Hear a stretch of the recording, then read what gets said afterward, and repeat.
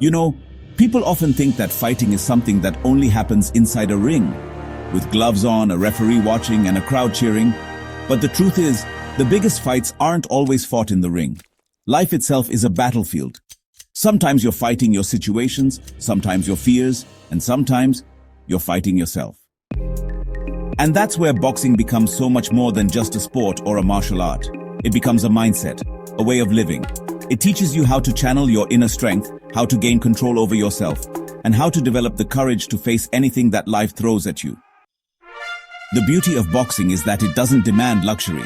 You don't need a fancy gym or expensive equipment to get started. Sure, if you've got expert guidance, your growth will be faster, more structured. But if you have the fire, the passion, and the consistency, believe me, you can become a solid fighter right from your home. Because boxing isn't just about strength. It's about willpower, strategy, and resilience. It's about standing your ground when everything around you is falling apart. When someone starts learning boxing, the first thing they usually chase is the flashy stuff, the jabs, hooks, uppercuts. They want to look cool, and yeah, technique matters. But let me tell you something real. If you don't have stamina, you're done before you even begin. Stamina is the real foundation, and building it doesn't require magic. It's running, sprinting, fast jump ropes. You push your heart to go faster. You let yourself get tired. And that's where real growth begins. Now let's talk about stance.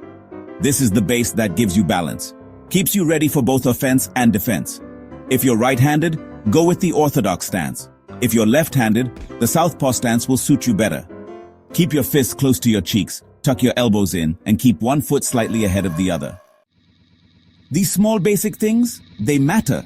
They shape your entire form. And remember this golden rule: be light on your feet. The more agile you are, the quicker you'll move, and the less likely you are to get hit. People underestimate defense. Everyone wants to land punches, be aggressive, be dominant. But saving yourself, that's the real art. Blocking, head movement, slipping punches, these are skills you can actually train solo. Stand in front of a mirror or an imaginary opponent and visualize the punch coming.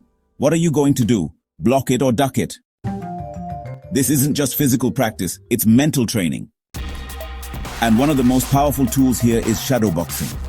You don't need a partner, no equipment, just you and your imagination. It sharpens your speed, your timing, and your footwork.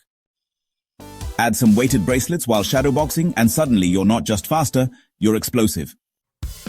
And speaking of power, let's bust a myth. Punches aren't just about arms. A real punch uses your entire body. Rotate your hips, engage your shoulders, shift your weight. It feels weird at first, unnatural even. You might not feel the power initially, but keep practicing. Slowly, it starts to click. The two most important muscle groups for a powerful punch, wrists and shoulders. If they're weak, your punches won't hit hard, or worse, you might end up injured. So train them smartly. Focus on building stability and control, not just size. Now let's talk about speed. And I don't just mean fast hands. Real speed comes from a fast mind and fast reflexes. Shadow boxing with resistance, high-speed combo drills on the heavy bag. These things don't just make you quicker, they make you sharper. The more you repeat a combo, the more naturally your mind and body execute it. It's like your body starts thinking before your brain does. That's when you know you're leveling up. Strength conditioning. Sadly, this is something beginners often skip. But this is what gives you that extra edge. Explosive push-ups, jump squats, weighted dips. Not only do they make you physically stronger, they turn your movement into power. If you're just starting, don't panic. Start small. Regular push-ups, lunges, tricep exercises, and crunches. But be consistent. Every single rep counts. And here's an underrated gem. Watching boxing matches. No, not just for entertainment. Observe, study, watch how the pros move, how they breathe, how they think. Boxing isn't just a battle of biceps, it's a battle of brains. Their strategies, their footwork, their patience. You learn a lot more by watching than you might think. So, let's say you've got your basics sorted. You can do 30 push-ups, 20 jump squats, and maybe 20 weighted dips. Congratulations, my friend. You're ready for the next stage. The real fun begins now. And the first skill you'll need here, reflex training. One simple, yet brutally effective rule. Don't blink. Ask a friend to throw slow punches at you. Your only job? Keep your eyes open. It sounds easy, but it's tough, and that's what makes it powerful. Because in the ring, one blink can cost you the fight.